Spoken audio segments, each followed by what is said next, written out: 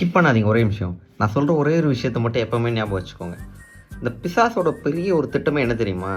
உங்களை வந்து பாவத்திலையோ இல்லை குடிக்க வைக்கிறதுலையோ இல்லை உங்களை வந்து ஏதோ ஒரு விஷயத்தில் வந்து அடிமைப்படுத்துறது, அது வந்து அவனோட திட்டமே கிடையாது. அது அவன் லிஸ்ட்லேயும் கிடையாது.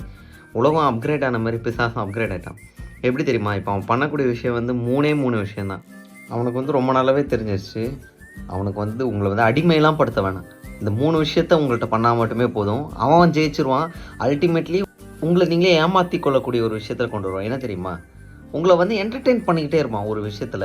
ஒரு ஒரு லவ்வாக இருக்கட்டும், இல்லை ஒரு ஃபோனாக இருக்கட்டும், இல்லை ரீலாக இருக்கட்டும், ஏதோ ஒரு விஷயம், இல்லை ஒரு கீபோர்ட் கிளாஸ்ன்னு கூட வச்சுக்கலாமே, ஏதோ ஒரு மியூசிக்காக இருக்கட்டும், ஏதோ ஒரு விஷயத்தில் உங்களை வந்து என்டர்டெயின் பண்ணி கொண்டு போய்கிட்டே இருப்பான்.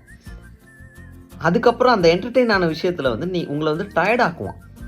இன்னைக்கு இவ்வளோ கற்றுக்கிட்டோம்டா போதுண்டா அப்படின்ற மாதிரி உங்களை டயர்டாக்கி ஒரு போதைக்குள்ளே வச்சு கடைசியில் வந்து உங்களை கன்ஃபியூஸ் பண்ணிடுவான். இதுதான் இப்படி இருந்தால் போதும் பரலோகம் போயிடலாம், இப்படி இருந்தால் போதும் பிசாசை ஜெயிச்சிடலாம் அப்படின்ற மாதிரி உங்களே கன்ஃபியூஸ் பண்ணி விட்ருவான். ஸோ இதுதான் பிசாசோட மிகப்பெரிய திட்டம். பிசாசுக்கு வந்து இப்போ கோடாரியும் கத்தியும் தேவை கிடையாது.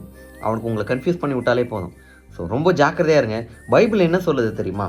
எபேசியன்ஸ் 5:16, அதாவது எபேசியர் 5:16, இதில் பைபிள் என்ன சொல்லுது அப்படின்னா, நாட்கள் பொல்லாதவைகளானதுனால் காலத்தை பிரயோஜனப்படுத்தி கொள்ளுங்கள். பைபிளும் சொல்லுது. பிசாசோட மிகப்பெரிய திட்டமே வந்து உங்களை என்டர்டெயின் பண்ணி உங்கள் நேரத்தை வேஸ்ட் பண்ணுறதான். ஸோ கவனமாக இருங்க. இந்த வீடியோ பார்க்குற நீங்களும் முடிஞ்ச அளவுக்கு அதிகமான பேருக்கு ஷேர் பண்ணுங்கள்.